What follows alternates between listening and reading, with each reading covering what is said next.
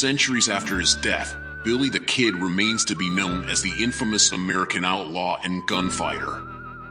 Despite having a short-lived life, he left behind a dark legacy that defined the rugged era of the Wild West, having alleged involvement in the death of 21 men before he died at the age of 21.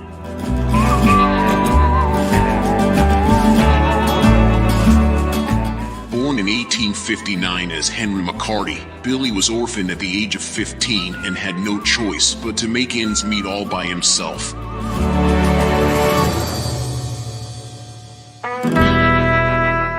His first brush with the law occurred in 1875.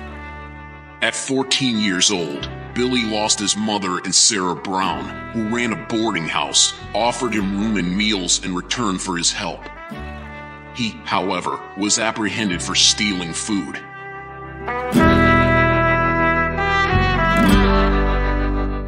A mere 10 days later, Billy and a companion carried out a robbery at a Chinese laundry, making off with clothes and 2 pistols. This led to theft charges and Billy's imprisonment.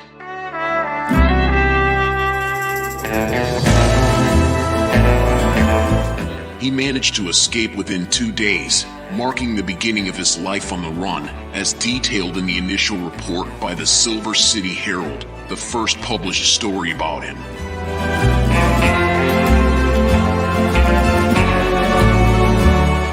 Seeking refuge, Billy found his stepfather, but their reunion was short-lived.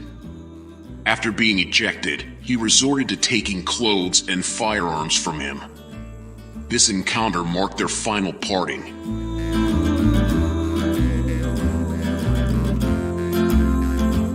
Departing Antrim, Billy journeyed to southeastern Arizona territory, finding employment as a ranch hand while indulging in gambling at nearby gaming houses.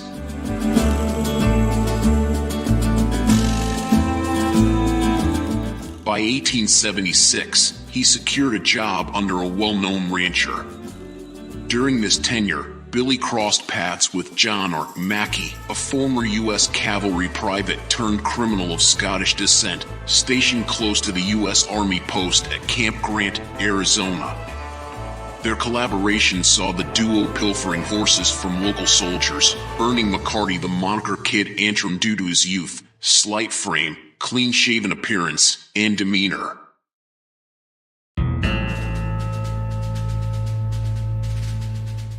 Around 1877, Billy adopted the alias William H. Bonney. On August 17th of that year, a confrontation unfolded at a Bonita Village saloon between Billy and Francis P. Winnie Cale, a blacksmith who had reportedly tormented Billy, labeling him a pimp on multiple occasions.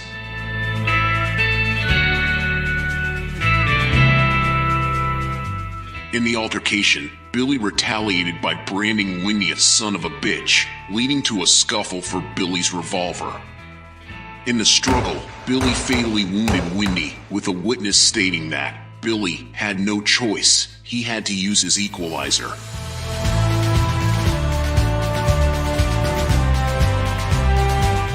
Winnie succumbed to his injuries the following day.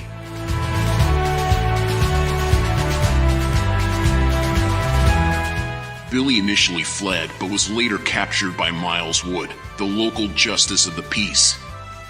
Though detained in the Camp Grant guardhouse, Billy managed to escape before law enforcement's arrival.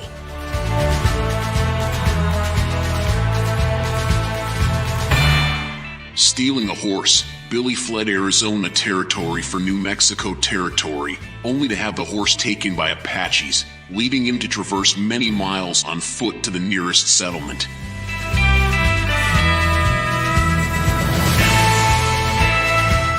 Struggling at Fort Stanton, near death due to starvation, Billy sought refuge at the home of his acquaintance John Jones, a member of the Seven Rivers Warriors gang, where Barbara Jones nursed him back to health.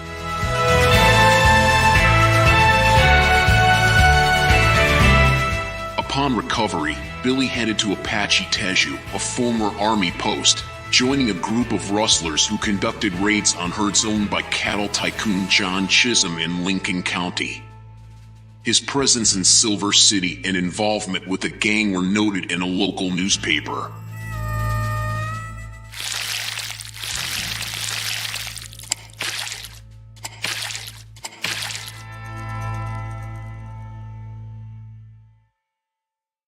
Upon his return to New Mexico, Billy took up work as a cowboy for John Henry Tunstall, an English businessman and rancher.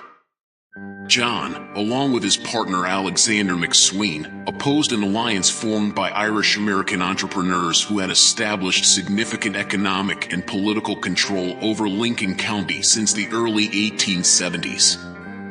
This influence stemmed from their ownership of a beef contract with the nearby Fort Stanton and a popular dry goods store in the town of Lincoln.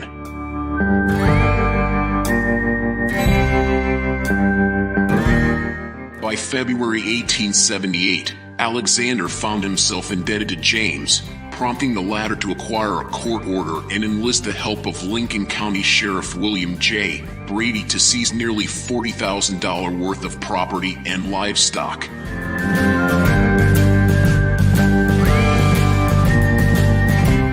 John entrusted Billy with the responsibility of safeguarding 9 prized horses, instructing him to relocate them to his ranch.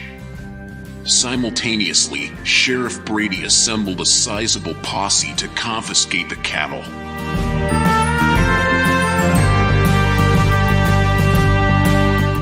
On February 18, 1878, John discovered the posse's presence on his property and rode out to intervene. In the ensuing encounter, a member of the posse shot John in the chest, causing him to fall from his horse.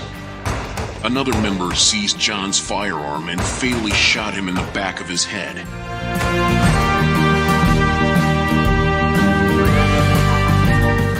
John's murder sparked the conflict between the opposing factions, marking the commencement of the Lincoln County War.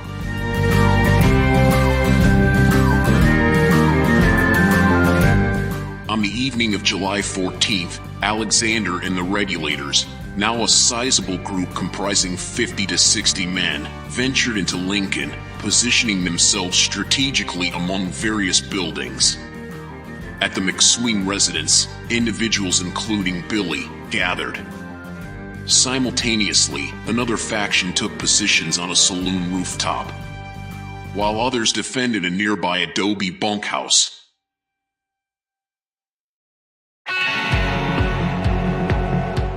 By July 16th, newly appointed Sheriff George Pepin dispatched sharpshooters to eliminate Alexander's defenders positioned at the saloon.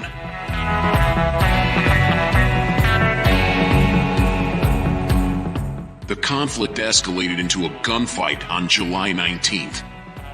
Supporters of Alexander congregated within his house. When Buck Powell and Deputy Sheriff Jack Long set the building ablaze, the occupants responded by opening fire.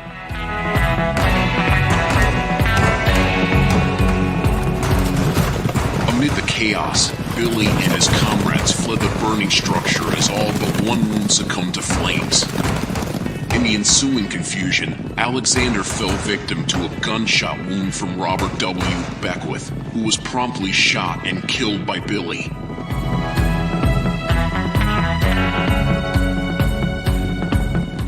Billy escaped and went on committing crimes as the bounty continued to raise.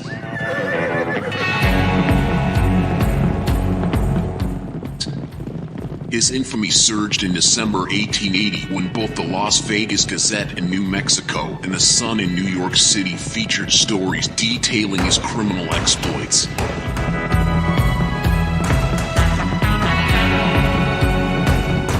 Sheriff Pat Garrett successfully apprehended Billy later that same month.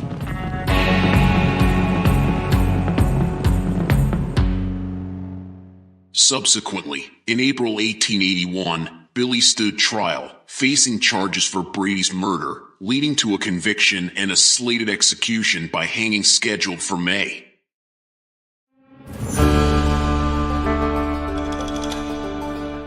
However, on April 28th, Billy staged a daring escape from jail, resulting in the deaths of 2 sheriff's deputies. He eluded capture for over 2 months until Garrett ultimately shot and killed the 21-year-old outlaw in Fort Sumner on July 14, 1881.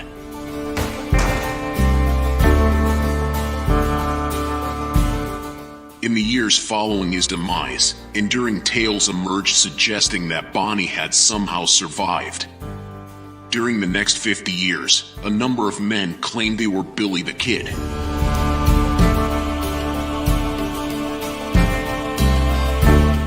As of 2021, only one authenticated photograph showing Billy exists. Others thought to depict him are disputed.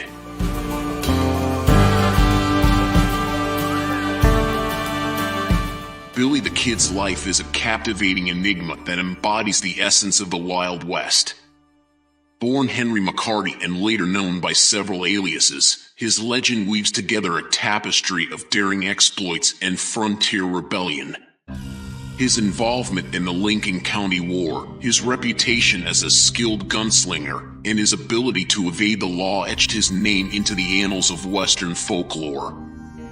Throughout the years, Billy the Kid's story has endured, captivating the imagination of generations. The mystique surrounding his persona, the uncertainty about his motives, and the allure of his escapades amid the untamed landscapes of New Mexico continue to fascinate. His legacy extends beyond historical facts, evolving into a symbol of rebellion, resilience, and the relentless pursuit of freedom against the backdrop of an ever-changing frontier. Decades after his death, the mystery surrounding Billy the Kid persists. The ambiguity of his fate, the shadowy figures claiming his identity, and the blend of truth and myth woven into his tale only deepen the enigmatic aura that surrounds him. In the tapestry of American history, Billy the Kid remains an emblem of the Wild West, a figure whose story reflects the raw, untamed spirit of an era defined by adventure, lawlessness, and the pursuit of an elusive frontier.